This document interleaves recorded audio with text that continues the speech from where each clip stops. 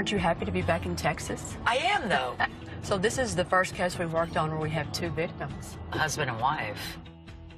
On the morning of September the 27th, 1997, 16-year-old Tiffany called the police saying that she found her father, Charlie, and her stepmother, Kathy, bloodied and beaten to death.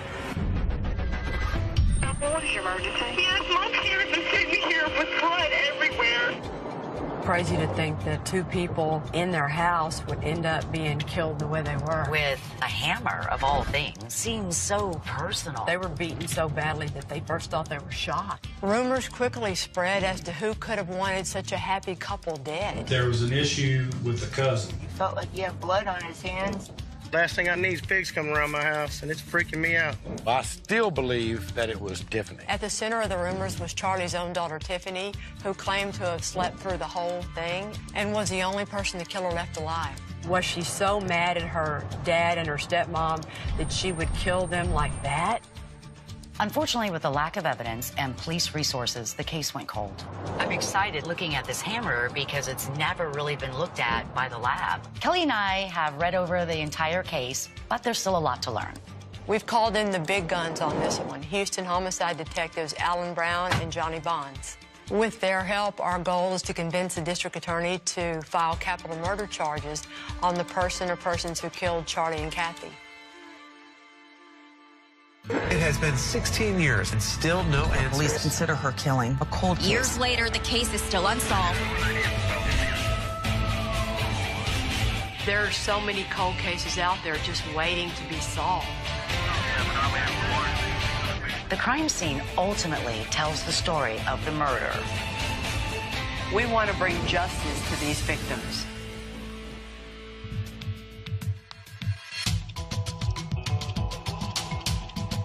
I'm going to bring you to meet some more of my people. No, wait a minute. The whole state of Texas cannot be your people. They're all my people. They're all your people. Hey, guys. Look who's here. Hello, ladies. Good morning. Good morning. Yolanda, this is Tammy. Hi, nice to meet you. And this is Danny Jones. Hi, Yolanda. Hi, nice to meet you. Every cop probably has a case that he will remember throughout his career, and this one's mine. The murder happened, 16 years ago tomorrow. and you were there that day. Yes. It was one of my first homicides as a detective, where all the responsibility was thrown upon me to solve this case. Well, we all read it. We're all excited. Us too. LaPorte is not the type of town that has a lot of violent crime. It's very rare. And so when you have a double homicide, it just gets everybody all scared. Well, show us the room. Let's go start You talking. ready? Right this way.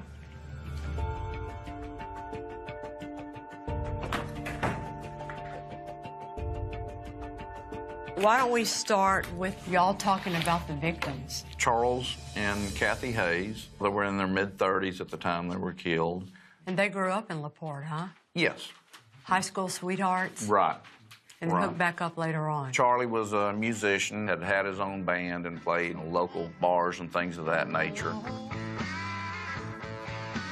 He had worked at a small engine repair shop, and they had one daughter together, Samantha. Who was 7. You can make a wish. Yay! Then Charlie had another daughter that was living at the house named Tiffany, who was 16. I got the phone call shortly after 5 in the morning. When I arrived, Charlie, who was not yet deceased, had been located in a recliner that was fully reclined and had severe head trauma. EMS had already removed him from the living room, and he was transported downtown Terman Hospital. But I did approach Kathy. She had extreme injuries to her head. Her shirt, and it was kind of crumpled up. She was also dressed in some sweatpants, and those had been pulled down to her ankles. With Kathy's pants pulled down and the bruises on her knees, it was thought that this might be a possible rape. But that was later tossed out when testing showed no signs of sexual assault. We know that both of them were killed by a hammer. The day after the murder, the detectives located the murder weapon in a culvert right by the house. Later, the hammer was identified as belonging to the victims. Where was Tiffany? According to Tiffany, she was in her bedroom. Tiffany was the only person left in the house that night because Samantha had slept over at her grandmother's house, but strangely, Tiffany was left unharmed. And then she wakes up around 5 a.m. to what she thought was her father snoring, and actually when she goes in there immediately sees something's wrong and calls 911. What is your emergency? Yes, my parents are sitting here with blood everywhere. On both of them? On both of them. There's just, oh You don't know what happened? You don't know what happened? I don't know. I just woke up. Okay, so then y'all talked about a couple of suspects. Tiffany. I think anyone that first looks at this case says, well, how did she sleep through that? You know, we considered the fact if Tiffany was involved, maybe it was Brian, her boyfriend. Because if she didn't have the guts to do it but wanted it done, it could have been her boyfriend. The next phone call she makes after 911, she is calling Brian. Some say Kathy and Charlie wanted those two to break up. They didn't want her to travel down this road. Which could be his motive, if they're disapproving and they want And they wanted him gone. Now they're married to each other. And have 4 children. Wow. Okay, so if it's not Tiffany or Brian, then who else are we looking at? According to Tiffany, when she went to sleep around midnight, Charlie was already undressed and in his bed. And later, of course, when he's discovered, he's dressed in black-colored Levi jeans. It's very possible Charlie could have got up and allowed the killer inside. I mean, he obviously got up and got dressed for a reason. Maybe someone came over and visited, and maybe we know that there was rolled marijuana joints in the ashtray. We showed Tiffany pictures and pointed out that there are pillows on the couch, and she's saying that was not there when I went to bed. Really? Yes. All right, so who would Charlie have let inside? Craig Hauser. He's a relative of Charlie. Right, he's Is it Charlie's a first cousin or second cousin? What's his reputation around town? Alcohol and drug issues. He's got a short fuse, huh? Yes. Anger issues? Anger issues. What about his crush on Kathy? Lust. Yeah. At the time of the murder, his mother lived within a half mile. So that's walking distance. Yes. The last one we got up here is Paul Salazar, and we get his name because of Wanda Spiller, who did live right there in the neighborhood, who says right around 4:30 in the morning, she sees Paul, who she knows, running around, and it kind of freaked her out. In the report, it says that Charlie had the disagreement with someone at the lawnmower shop, and Paul Salazar worked at the lawnmower shop. And it was a Hispanic male that he had the disagreement with. And so the question is drinking and maybe using dope going to be enough to make him snap and kill?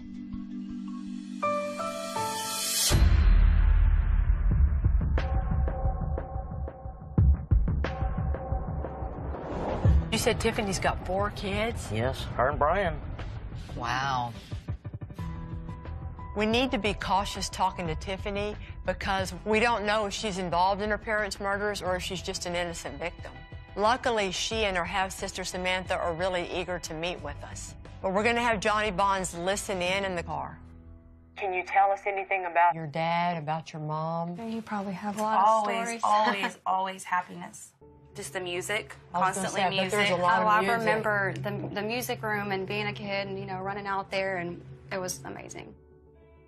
Since it happened, it's just been rough. I wish year after year that they were here with me. If we were able to have answers to this, I don't even think any words could describe the feelings that we would all feel. Samantha has never been told the details of the crime scene because Tiffany has always wanted to protect her sister from all that. But we need to ask her some other questions, too, so you don't need to hear all that right now. But in order to solve this case, we have to find out as many details as we can. As much as you can remember, kind of start with that night. I've always been a deep sleeper. And I just remember waking up and I heard just this weird breathing. So I get up and I'm rubbing my eyes, and I'm like, oh my gosh. I walk around and as I'm rubbing my eyes, I slipped in her pool of blood and almost fell down. And she's right there, just laying there. So I called 911. After I dial 911, I turn around and I just see everything. I just see it, and I know this is bad. And I remember at some point I knelt down to tell the operator, and I felt her, I think it was her back, and she's not breathing. Want to check and see if she has a pulse? Oh, I don't want to. Oh, man. Oh, poor Kathy. And then I turned to my dad. I put my hand on his chest, and I said, he's still breathing, he's still breathing. And shortly after that, the officer knocked on the door. Ma'am, are the officers in the house? Yes, they are. Okay, I'll let you go. Okay. Okay, new subject. Craig Hauser is your dad's second cousin? Yeah, he's cousin. And the first time he sees you and talks to you after everything happened, what was that like? It was at the fairgrounds. There's a booth set up, and I had volunteered for this certain booth, and I'm walking towards the booth, and Craig is coming at me. And he said, are you going to give me a hug, or do I have to beat you to death? What'd you say to him? I just sat there. I didn't know what to say. He didn't say anything else? He didn't say anything else. And in all the years, has he said anything else? We haven't talked to him. What are your thoughts about him? You know, I don't want to false accuse because I know what that feels like. What does it feel like? It's terrible. I lost part of my family. I didn't know Samantha for years, so I don't ever want to put that on somebody else, that I say, I think you did it, because it hurts too much. It's just awful. At this point, it's difficult to say. Either Tiffany had nothing to do with the murders, or she's been lying so long she believes it herself.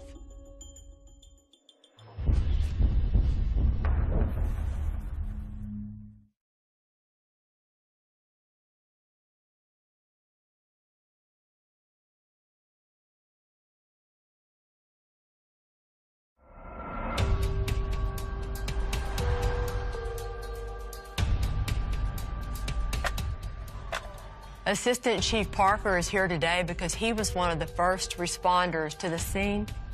He's going to help us understand what they saw that day. We actually pulled up, and then pretty quick, Tiffany opened the door.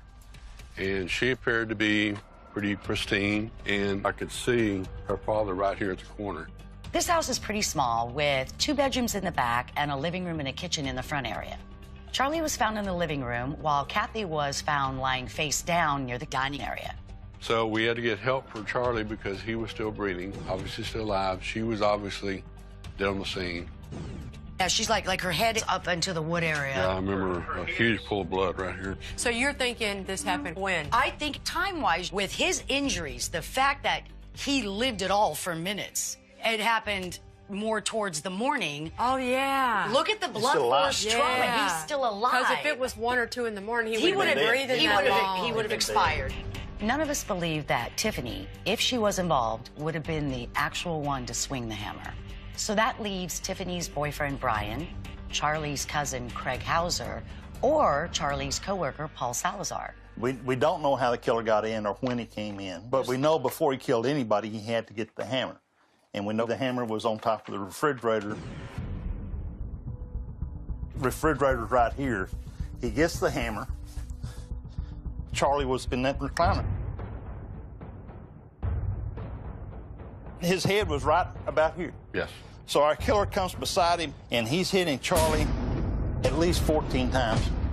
And I mean, these are vicious strikes.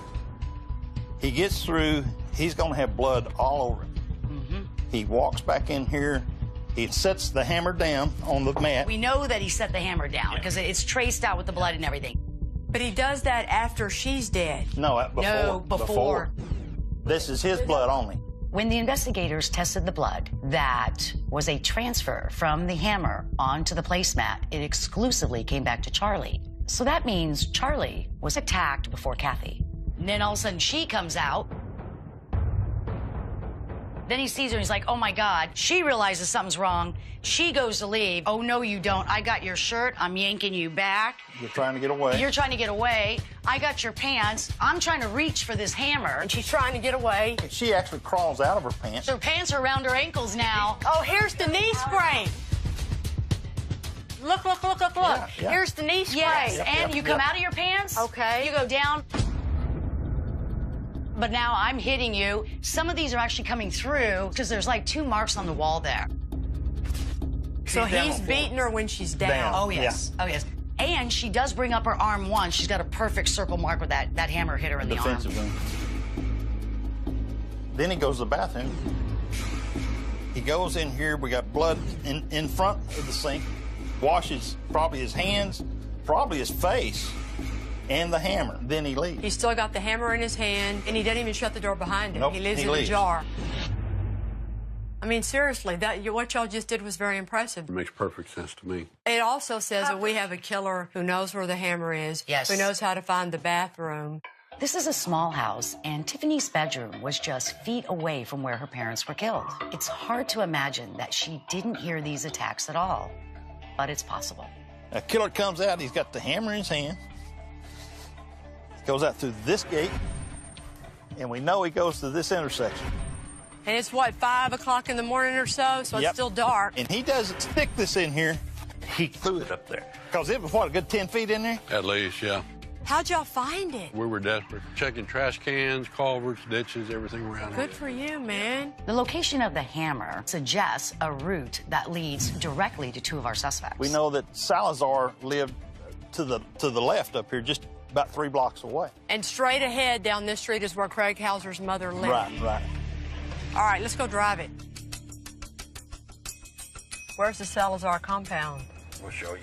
According to a neighbor, Paul Salazar was seen banging on doors about 4 o'clock that morning, which is just around the time we think the murder could have occurred. There they are, right there. He also possibly had a prior altercation with Charlie at that lawnmower shop where they both worked. You were working at the lawnmower shop with Charlie Hayes. Yes. Did y'all ever have a disagreement between the two of you? No. He told his daughter he had a disagreement with a Hispanic male that worked at the lawnmower shop. I was the only Hispanic male there. But I never seen him have a disagreement. Okay. The day the murders happened. Wanda Spiller, and she's dead now, and she made a sworn affidavit, and she swore you were there between 4 and 4:30 in the morning. She's asleep in the car. You're banging on Hale's door. I didn't have a watch on me either, but I don't think it was that late. Paul is denying everything. He's saying that he and Charlie were buddies and was home that night hours before our crime ever even took place. But I heard that the boyfriend had been missing. And... Yeah, nobody's ever been arrested. Well, I thought all this was done.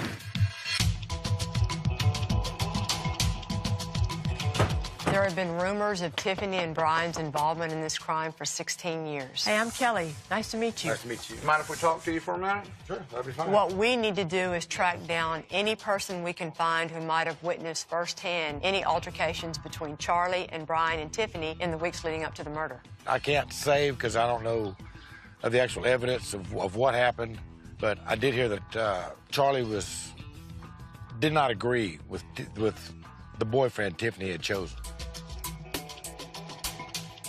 I've heard some hearsay from other people. Is it the week before Kathy and Charlie died, Tiffany had told him that she was going to get married to Brian.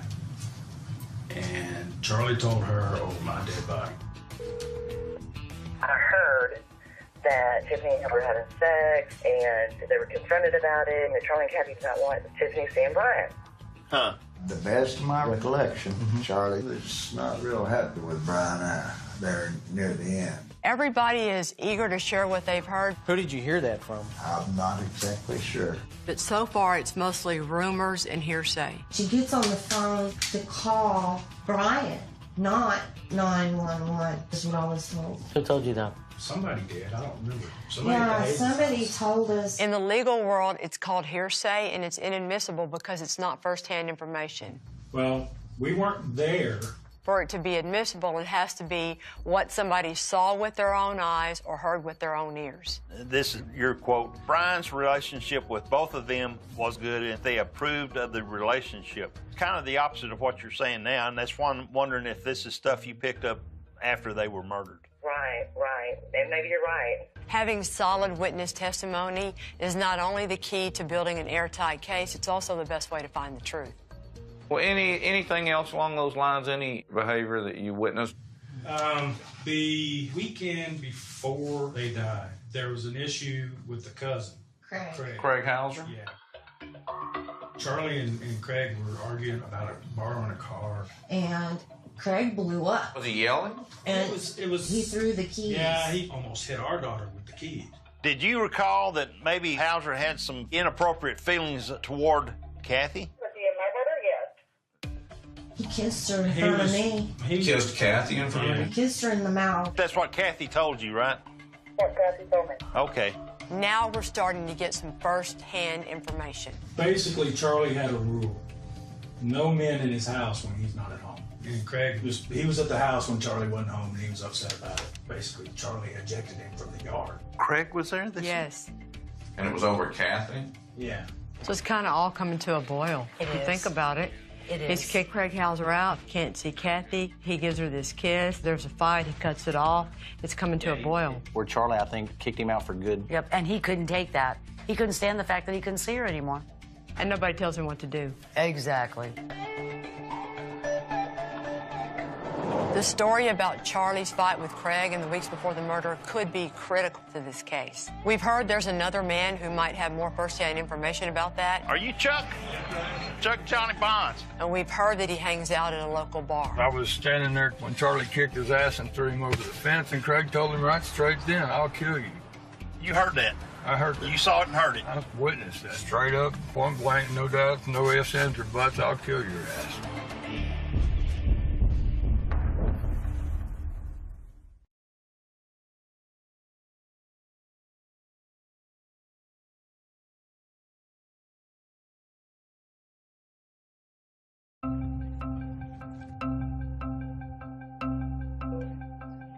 We've got more indicators all pointing toward Craig Hauser, but before we can go there, we need to verify Brian's alibi.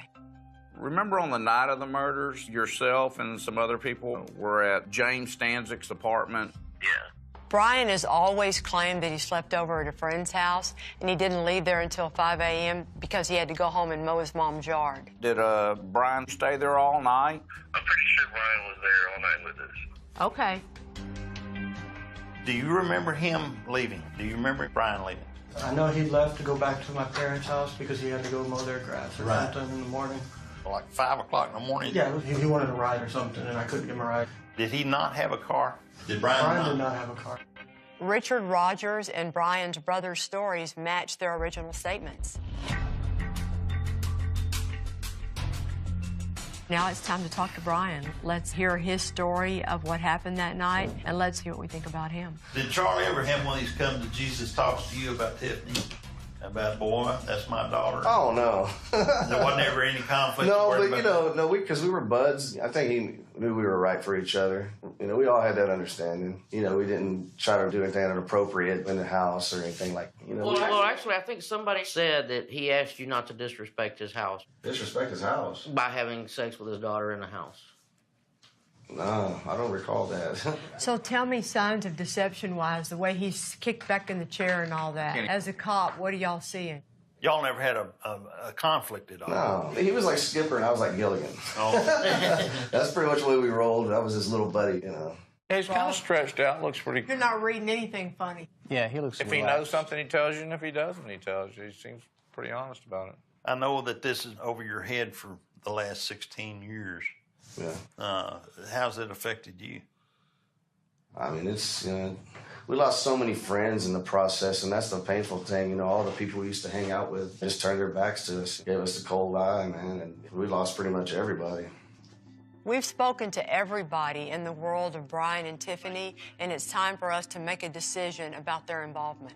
Okay, so let's look at Tiffany, everybody. She didn't wake up. Probably the luckiest thing ever happened in her life. It's a good thing that Tiffany didn't wake up that night. That's a good point. If she did it, why would she call if her father's still alive? She doesn't know he won't live and say she did it. You sure he's breathing? He's got a heartbeat. Daddy! Daddy! Whoever did this would have blood all over him. She didn't have any She blood does. on She her? has nothing on her. She appeared to be pretty pristine. Then we go over here to Brian. Nobody actually says they hear Kathy or Charlie say, we told Brian he couldn't come around anymore. Charlie didn't tell you that he doesn't want Brian to come over anymore. And this is all hearsay. I mean, Oh, okay. Okay, alibied out. That's definitely cleared up.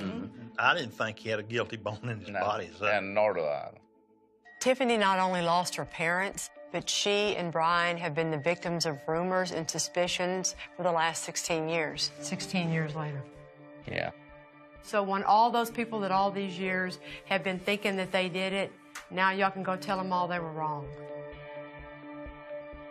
We're now down to 2 suspects. We don't have a lot of information pointing to Paul Salazar, so we're going to focus our investigation on Craig Hauser. I think if Craig Hauser did this, I think Donald Reed knows it. According to Craig's statement, on the night of the murder, he and his stepbrother Donald went out drinking and stayed at a local hotel called Grumpy's. The next morning, they checked out of a hotel and moved to a new one in Sugar Land where they were going to be working construction. So now I would like to see what Donald Reed has to say about that night. So y'all were staying in Grumpy's Motel. Yeah. Y'all being out at some club. Texas Saloon. You remember that? Yeah, because Tanya had just came back around. Okay, so she was your girlfriend. Oh, yeah. Okay. And I told them to take the van. You talking about Craig? Craig. And the next morning when you got out of bed to go to work, was Craig in the room with you? No, I was with Tanya. So after Texas Saloon, you didn't see him till he arrived in Sugar Land? Yeah, and I believe he was late getting there. My God. He completely destroys Craig Hauser's alibi. Hauser says he went back to the motel and spent the night with Donald at Grumpy's Motel, and Donald says he didn't come back at all. How long has it been since you talked to Craig? Probably 6 to 8 months. He came up here, walked in my door, drunk as hell. First thing, hey, man, you got a place I can lay up and sleep? And I'm thinking, you motherfucker, I ain't seen you in years. And you come straight here to my house and want a place to lay down and sleep? Really? Yeah. He says that Craig did not come back. He didn't see Craig till the next day in Sugar Land. Yeah, that's sweet. And he's never said that before. No. Beautiful. So not only did Donald destroy Craig's alibi, I'm thinking that his story of Craig showing up at his house, unannounced, drunk, looking for a place to crash, sounds a lot like our crime scene.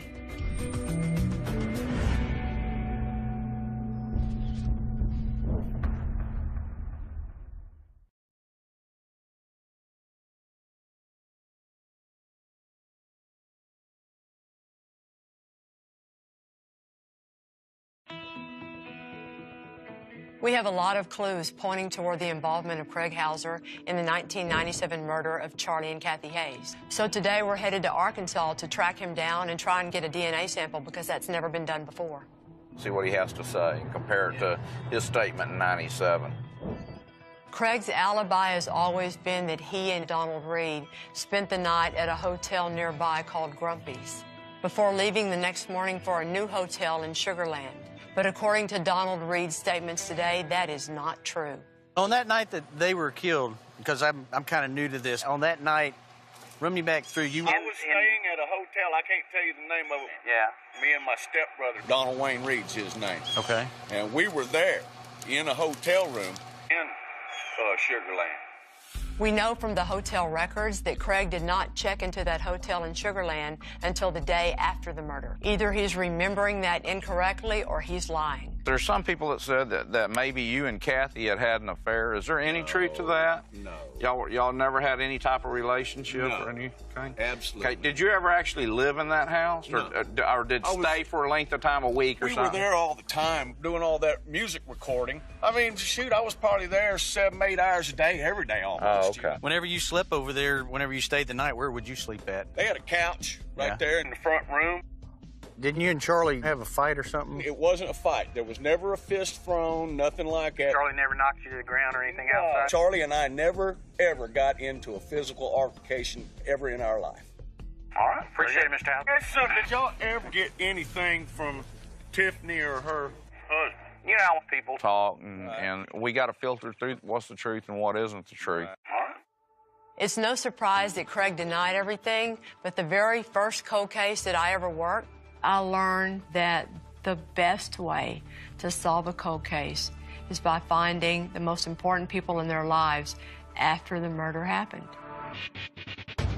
So the agenda today is to find all the women who have ever dated, flirted with, kissed, drank a beer with, had sex with, or God forbid, been married to Craig Hauser. There was a time you were separated from your husband, I believe, and that you actually dated Craig Hauser? Well, yeah, he never mentioned anything. Not until I was in Houston, going to Houston with him, and all of a sudden he said, "Now look, if I get pulled over, they might put me in jail." I said, "What are you talking about, or whatever?" And he goes, "Well, they think I had something to do with murdering these people." And he went like telling me how they found the bodies, and I was just like so scared. He said the man was sitting in a recliner, and someone had come from behind and just hit him a bunch of times. A bunch of times? A bunch of times. He said that? He said that. Attacked from behind while sitting in the recliner is not public knowledge. So just that one statement alone is the one detail of the scene that no one would know but the police. Killers always tell somebody. They either cry about it or they brag about it. Sometimes both, depending on who they're trying to impress. Or intimidate. Yeah.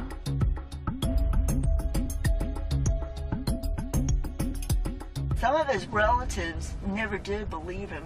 You know, he just kept insisting at that point that he was just there, he had nothing to do with it. He woke up, and how tragic it was for him to see them. Okay, so he told you he was there, he woke up and they were dead. What brought that conversation up? He would have nightmares at night sometimes, and he'd wake up and say that he felt like he had blood on his hands, and he just didn't know what was real and what wasn't anymore. Or did he say anything about the weapon? He said that he had blood on his hands, he was trying to throw it away. It's not a confession, but it's an admission that he was Yeah, there. and apparently Craig's conscience isn't quite as clear as we thought it was. I thought it was going to be a feather day. We finally got some chicken. Yeah.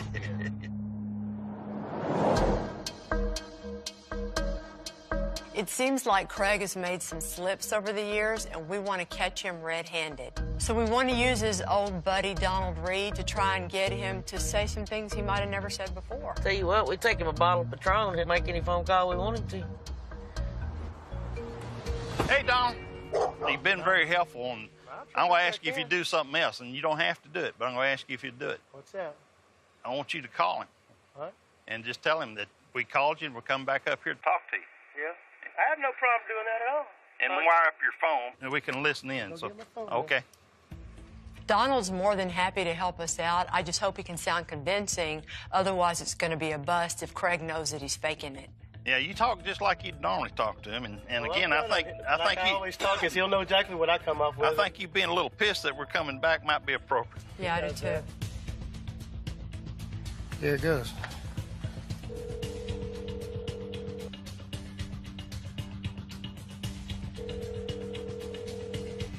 Hey, man.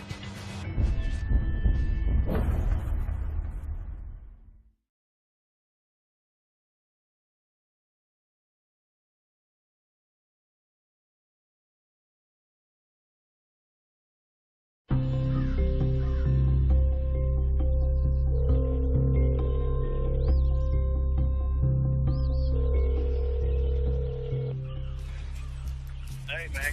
Hey. You heard anything more about the cops coming around you?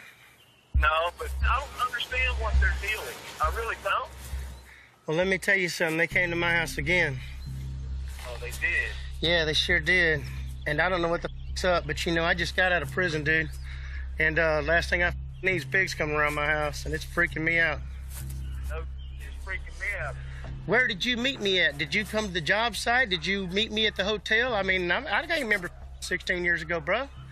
And I get f***ing nervous. I don't remember being at Grumpy's with you and Tanya. I thought I was already at the hotel in Sugarland. Hell, I don't know, bro. How would you be at the hotel in Sugarland if we hadn't gone to Sugarland yet? No, that's what I'm saying. They're barking up the wrong tree anyway. Yeah. I didn't have nothing to do with it. All right, we'll holler at you later. Craig Hauser has now given us 3 different stories about where he was the night of the murder. In 1997, he said he stayed at Grumpy's Hotel. A few days ago, he told us he stayed at a different hotel in Sugarland. And today, he's saying he doesn't remember where he was. So we might not have gotten the confession we were hoping for, but all of these new inconsistencies help build a circumstantial case. We don't want to write up the probable cause yet. Let's wait and see what the DNA results say.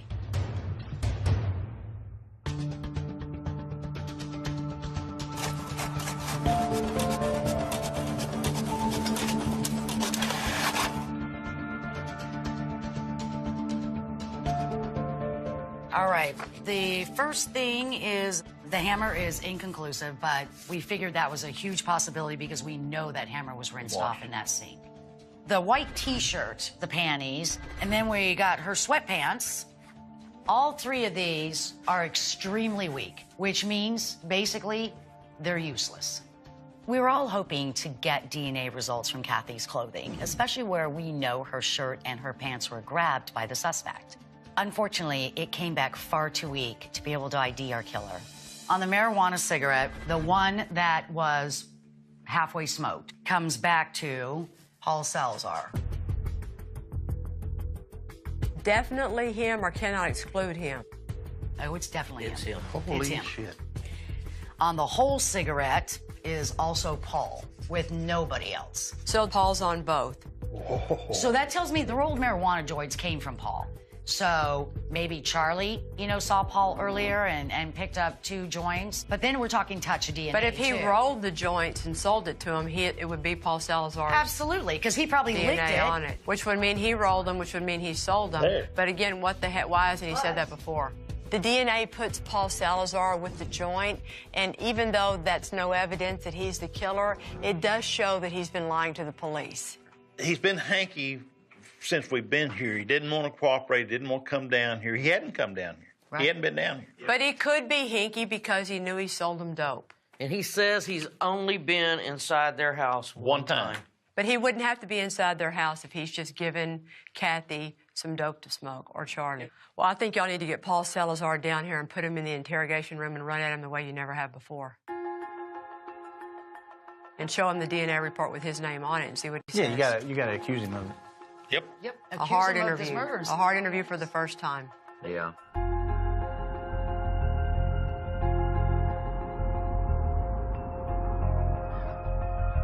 Hey, Paul. I'm Alan Brown. How you doing, sir? I know you're a real busy guy, Paul, but it would really help us if we could go down to the office because we're going to have to clear some things up on your original statement. And I have some questions for you that I really need some honest answers on. I've been honest. I know, and Oh, I'm I know you sure. have. Well, let me ask you this: Did you ever go inside Charlie's house and smoke marijuana with Charlie? Well, it's okay. I mean, that's what I'm talking about. We need the truth. Did you sell marijuana to make extra money? Let me just talk to an attorney. All right. Okay? No disrespect to y'all. Okay. I just want to see where I'm going with this. And I just want to make sure my ass is covered. You know what I mean? This is serious.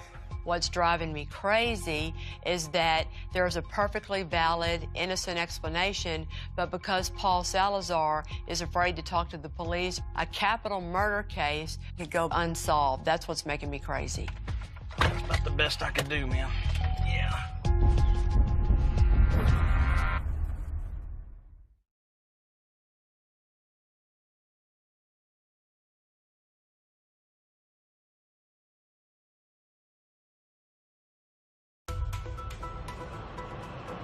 Okay, how'd it go? So we talked to the DA's office. They think we have a good case. They issued us a grand jury subpoena for Paul Salazar, and it satisfied the subpoena by giving a statement to Mayor Danny. Perfect. All right, bye-bye. All right, bye. Nice. We all agree after all that we've done this week, the evidence against Craig Hauser is huge. We have a killer who knows where the hammer is, Yes. who knows how to find the bathroom. Down this street is where Craig Hauser's mother lived. Craig told him, I'll kill you. You heard that. No ifs, ands, or buts, I'll kill your ass. How would you be at the hotel in Sugarland if we hadn't gone to Sugarland yet? Did he say anything about the weapon? He said that he had blood on his hands. He was trying to throw it away. But we can't ask for his indictment until we can clear out this DNA on a marijuana cigarette belonging to Paul Salazar.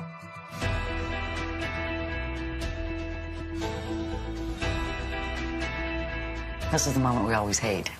I know, because there's nothing we can do about it but sit here and wait. I know. If Paul Salazar's explanation is perfectly innocent, then we're good.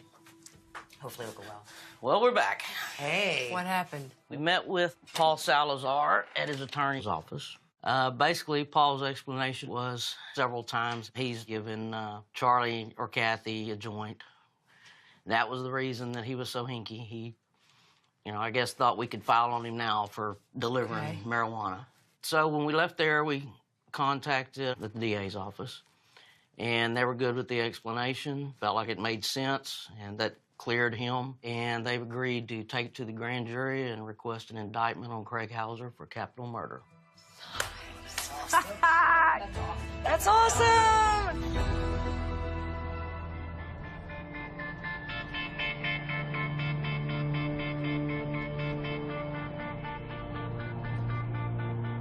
For Samantha and Tiffany, I think just knowing who did this to their mom and their dad will at least relieve them of some of the pain they have felt all these years. Hi, everybody here. Thank you. You know, you can lose a parent and it can affect you. But when you lose both parents and you're so young, it changes your whole world for the rest of your life. Everything changes. And that's what happened with these girls. Well, girls, Tammy's got some good news for y'all. We talked to the DA's office, and they've agreed to present the case to a grand jury and ask for a capital murder indictment on Craig Hauser.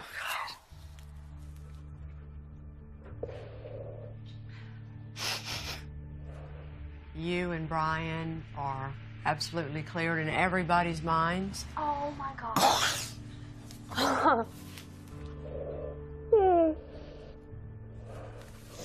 Thank you. Oh, that's awesome. The case is good. The case is strong. And now everybody who's ever looked at you and thought you had anything to do with this is going to know that you did not.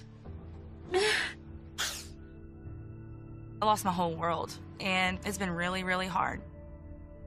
I could never hurt my parents. I love them so much. Thank you. Thank you so much. You're very welcome. For Tiffany to finally know that the whole world gets to hear that she had nothing to do with it and that the person who killed her dad and her stepmom is going to be held accountable has to be a good feeling. Thank you so much. Finally. Yes, finally. If I had a chance to speak to them right now, all I could say was, I love you. And I carry your music with me every day.